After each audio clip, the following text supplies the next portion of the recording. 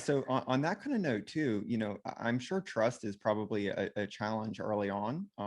So how did you think about building trust, with your initial kind of first community of users? Yeah, I mean, I think from the beginning, as we were designing the service, we built it with the question in mind, like, what would it take for us to use the service, right? Like, what would I need to see to put Jackson or Sam in a HopSkipDrive? And really kind of kept asking that and kept asking that until we were comfortable ourselves. And it really is all about, you know, we think about safety and we think about trust. There's obviously the brand and what is the story behind the brand and how do you build the brand. Then there's the entire experience. And for us, it was, what is the experience before the ride? What is the experience during the ride? And really also, what is the experience kind of after the ride? And before the ride, it's obviously about care driver vetting. And so we asked ourselves, like, what would we need to see to feel comfortable having a person that that we've never met, coming and picking up our children. And we like to say, this is really a caregiver who maybe you haven't met. So it's not too dissimilar from the bus driver, or really the way we thought about it was like maybe your friends, your child's friends nanny picking them up from school. So maybe you've never met that person, but you know that that person has been vetted and is trusted by somebody that you know. And it was obviously we were going to need to do far more than many marketplaces do in terms of background checks. Fingerprinting was obviously very important, and we were the first rideshare company to fingerprint all of our drivers, and actually advocate for that with the PUC because kids are just different. And so we put together a 15-point certification process for background checking and vetting of care drivers. And what does that look like? And realize that we were doing far more than most families were doing to vet a nanny or a babysitter. But then it was also about, what are kind of the experiences that you need to have during the ride, right? How are parents going to be able to track the ride? And that's really everything from before the ride starts, because, if your Uber or Lyft cancels on you, that's irritating.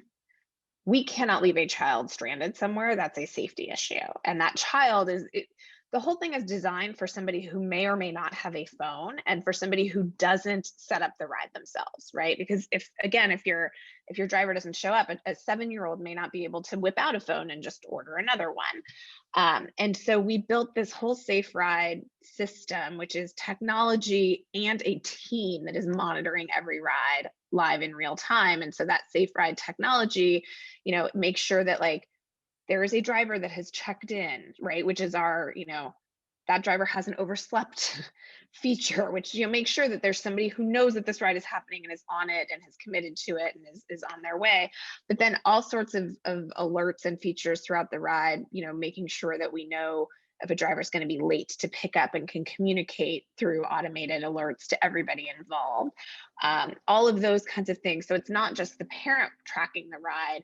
There is a team also tracking that ride, which gives parents a lot of built-in comfort. Things like care drivers wear orange shirts, which helps identify and helps match. And then a two-factor, we call it our two-factor authentication system at pickup, right? When a care driver goes to pick up a child, the care driver gives the child a code word.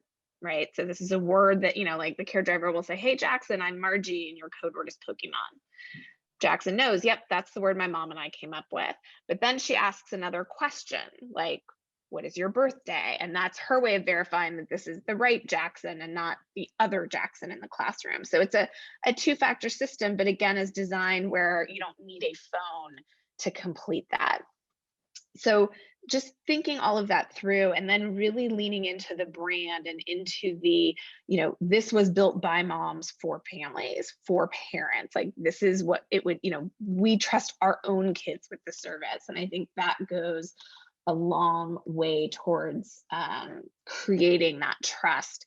And I think when we first started, we went out through, we went very locally. Like we launched here in LA and we went neighborhood by neighborhood. And so we would get involved in the neighborhood moms groups and the Facebook groups, and get kind of some early evangelizers to talk about it and talk about why they used it and how they trusted it. Because, hearing something word of mouth from another mom is very important to establishing that trust.